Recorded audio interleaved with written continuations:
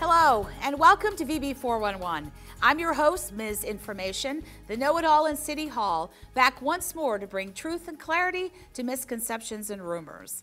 In today's episode, we're going to plow through an issue about the Agricultural Reserve Program and clarify a bit of misinformation in our Beach Bucket segment. Now, something that's received a good bit of attention recently is the proposal to end the Agricultural Reserve Program, or ARP, and shift the funding to flood control. So let's sow some seeds of knowledge about it, and as always, we'll start with some facts.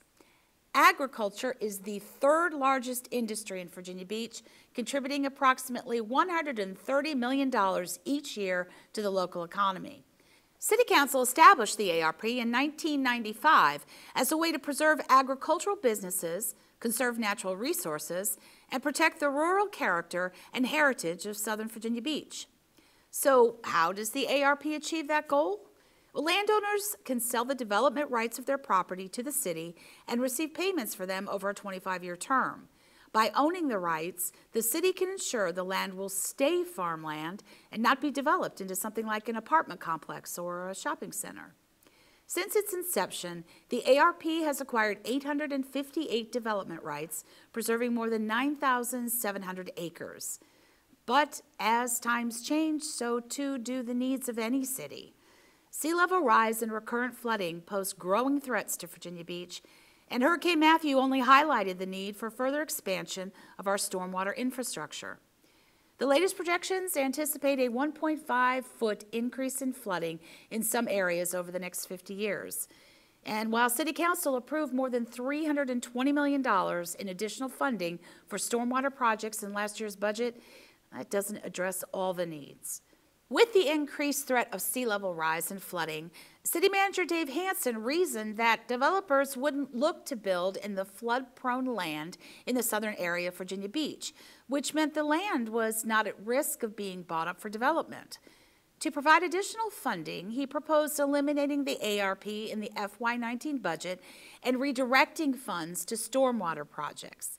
Now, this would have contributed about $75 million over 15 years to those projects. This proposal was met with some reasonable opposition. Proponents for the ARP argued that it still had a purpose. Landowners could still profit from their land without having to sell out to a developer, preserving their heritage and ensuring development wouldn't occur for at least 25 years.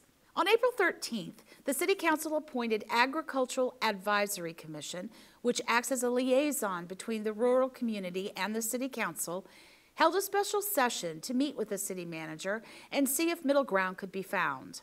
Thanks to their efforts, a deal was struck. 4 options were put on the table, all of which restore some funding to the ARP and allow for some funds to be transferred from the ARP for stormwater improvement. The Commission voted to recommend a proposal that allows up to 300 acres per year to be enrolled while allocating $990,000 annually from the ARP fund balance to pay for additional channel and ditch improvements in the southern watershed. It also provides for a one-time transfer of $1.5 million from the ARP to the Asheville Park Capital Improvement Project.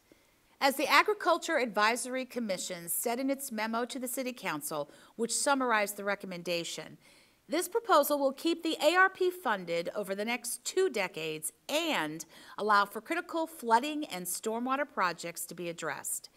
If approved by City Council during budget reconciliation, it would go into effect for the 2019 fiscal year. So this is a win-win-win for the ARP, the Southern Watershed, and Asheville Park. For more information about the ARP, including the FY17 report, some facts about the program, and the Agricultural Advisory Commission's proposal, please visit www.vbgov.com/VB411. And if you've got any lingering questions, send me an email and I'll get the answers for you.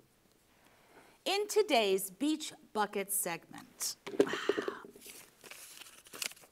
a little something from the news. A recent news story about tiny homes interviewed a builder regarding the trendy living space and asked him where they could be parked. Anywhere, was his reply. Well, Tiny or McMansion, a house is a house is a house. I checked with our zoning department, and Virginia Beach doesn't have a specific ordinance for tiny houses.